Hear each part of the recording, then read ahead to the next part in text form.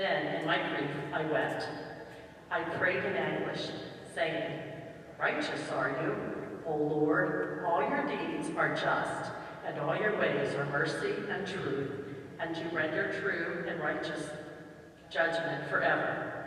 And now, O Lord, remember me and look favorably upon me.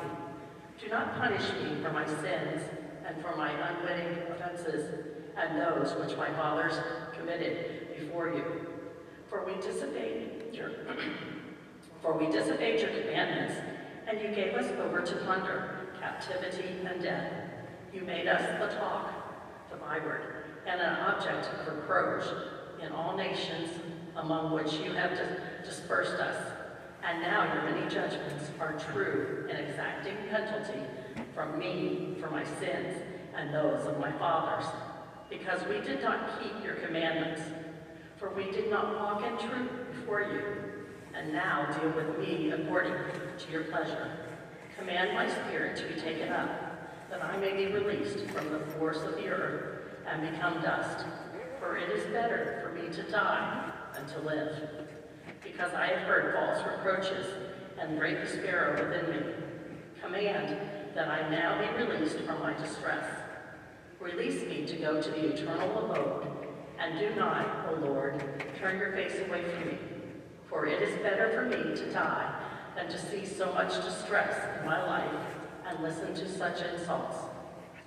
On the same day, at Echlon in Media, it also happened that Sarah, the daughter of Raguel, was reproached by her father's maids, because she had been given to 7 husbands, and the evil demon, Osmodog, had slain each of them before he had been with her as his wife. So the maid said to her, You are the one who kills your husbands. See, you already have had 7, and have had no benefit from any of them. Why do you beat us? Because your husbands are dead? Go with them. May we never see a son or daughter of yours. On that day, she was deeply grieved in spirit and wept. When she had gone up to her father's upper room, she intended to hang herself, but she thought it over and said, Never shall they reproach my father, saying to him, You only had one beloved daughter, but she hanged herself because of her distress, and I shall bring his old age down in sorrow to the grave. It is better for me not to hang myself, but to pray the Lord that I may die, and not listen to those reproaches anymore. At that same time, with hands outstretched toward the window, she prayed and said, Blessed are you, O Lord, merciful God, and blessed is your holy and honored name forever. May all your works praise you forever. And now, O Lord, I have turned my eyes and my face toward you. Command that I be released from the earth, and that I hear reproach no more. You know, O Lord, that I am innocent of any sin of man, and that I did not stain my name or the name of my father in the land of my captivity. I am my father's only child, and he has no child to be his heir, no near kinsman or kinsman, son for whom I should keep myself as wife. Already 7 husbands of mine are dead. Why should I live? But it be not pleasing to you to take my life. Command that respect be shown to me, and pity be taken upon me, and that I hear reproach no more. At that very moment, the prayer of both was heard in the presence of the glory of the great God, and Raphael was sent to heal the 2 of them, to scale away the white films of Tobit's eyes, to give Sarah, the daughter of Raguel, in marriage to Tobit, the son of Tobit, and to bind as mode us the evil demon, because Tobias was entitled to possess her. At that very moment, Tobit returned and entered his house, and Sarah, the daughter of Raguel, came down from her upper room. On that day, Tobit remembered the money which he had left in trust with Gabriel, as Regis and Media, and he said to himself, I have asked for death. Why? do I not call my son, Tobias, so that I may explain to him about the money before I die?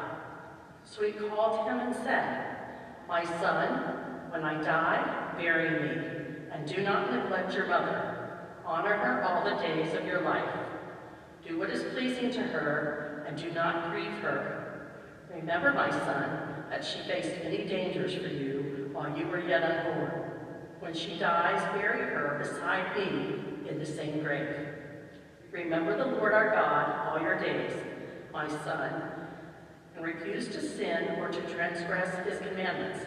Live uprightly all the days of your life, and do not walk in the ways of wrongdoing. For if you do what is true, your ways will prosper through your deeds. Give alms from your possessions to all who live uprightly, and do not let your eye begrudge the gift when you make it. Do not turn your face away from any poor man, and the face of God will not be turned away from you. If you have many possessions, make your gift from them in proportions. If you do not be afraid to give according to the little you have, so that you will be laying up a good treasure for yourself against the day of necessity. For charity delivers from death and keeps you from entering darkness, and for all who practice it, charity is an excellent offering in the presence of the Most High. Beware, my son, of all immortality. First of all, take a wife from among the descendants of your fathers, and do not marry a foreign woman who is not of your father's tribe. For we are the sons of the prophets. Remember, my son, that Noah, Abraham, Isaac, and Jacob, our fathers of old, all took wives from among their brethren. They were blessed in their children, and their prosperity will inherit the land. So now, my son, love your brethren, and in your heart do not disdain your brethren, and the sons and daughters of your people, by refusing to take a wife for yourself from among them. For in pride there is ruin and great confusion, and in selflessness there is loss and great want, because shiftlessness is the mother of famine. Do not hold over till the next day the wages of any man who works for you, but pay him at once, and if you serve God, you will receive payment. Watch yourself, my son, in everything that you do, and be discipled in all your conduct.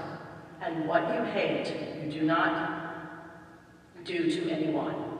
Do not drink wine to excess, or let drunkenness go with you on your way. Give of your bread to the hungry, and of your clothing to the naked. Give all your surplus to charity, and do not let your eyes begrudge the gift when you make it. Place your bread on the grave of the righteous, but give none to sinners. Seek advice from every wise man, and do not despise any useful counsel. Bless the Lord God on every occasion. Ask him that your ways may be made straight, and that all your paths and plans may prosper. For none of the nations has understanding, but the Lord himself gives all good things, and according to his will, he humbles whomever he wishes. So, my son, remember my commands, and do not let them be blotted out of your mind. And now, let me explain to you about the 10 talents of silver, which I left in trust with Gabriel, the son of Gabrias, and Regus in Media. Do not be afraid, my son, because we have become poor.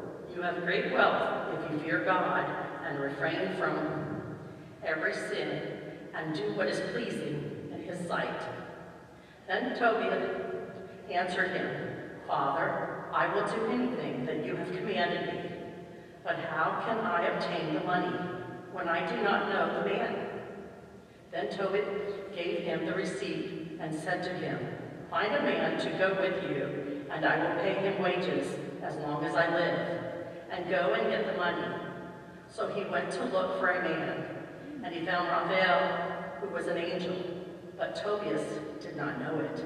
Tobias said to him, Can you go with me to Regus in Media? Are you acquainted with the region? The angel replied, I will go with you. I am familiar with the way, and I have stayed with our brother Gabriel. Then Tobias said to him, Wait for me, and I shall tell my father. And he said to him, Go and do not delay. So he went in and said to his father, I have found someone to go with me. He said, Call him to me so that I may learn to what tribe he belongs, and whether he is a reliable man to go with you. So Tobias invited him. He entered, and they greeted each other.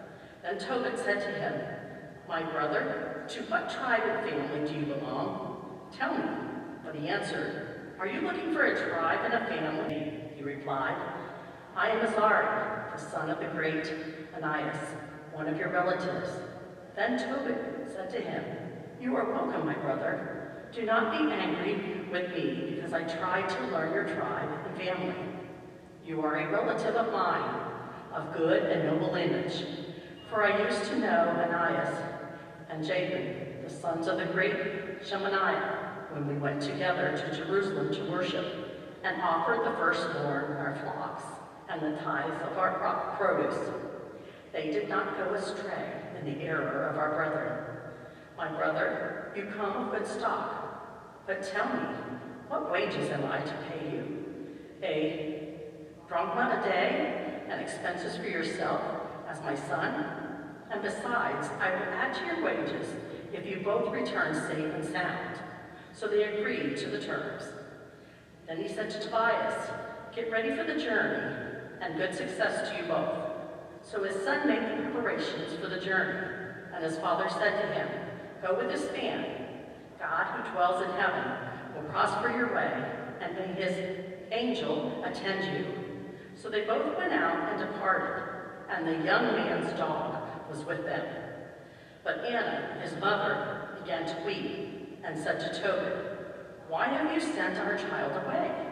Is he not the staff of our hands, as he goes in and out before us? Do not add money to the money